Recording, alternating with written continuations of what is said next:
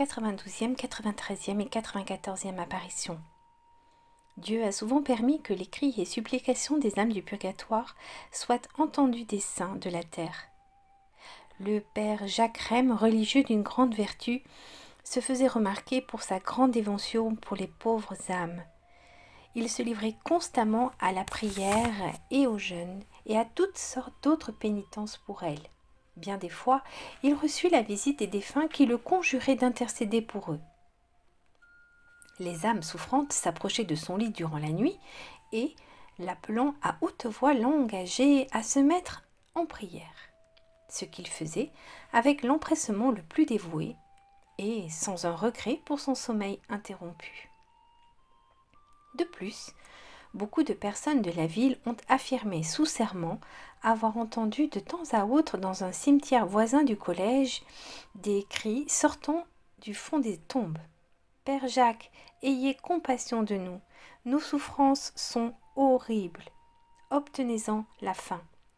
Procurez-nous ce soulagement au nom de la charité. » On peut conclure de là en quel crédit étaient ses prières auprès de Dieu. Il avait principalement recours à l'Auguste Marie qui montra par plus d'une merveille combien ce bon serviteur lui était agréable. Parmi les nombreuses apparitions qu'il eut, on cite celle du père François d'Asti qui vint le visiter. Le père Jacques lui demanda dans quel état il se trouvait. Il répondit dans une joie ineffable, ce qui causa une telle consolation au bon père Jacques qu'il n'en parlait jamais sans se sentir transporté. La dévotion et les mérites du père Joseph d'Anchieta, surnommé l'apôtre du Brésil, ne furent pas moins édifiants. Pour les âmes du purgatoire, il priait et faisait sans cesse pénitence. Comme il était au collège de Babia, il fut appelé en toute hâte pour administrer un malade. Il s'empressa d'y recourir. Mais au retour, la nuit le surprit en route et arrivé près d'un lac, il entendit un concert de gémissements qui semblait en sortir.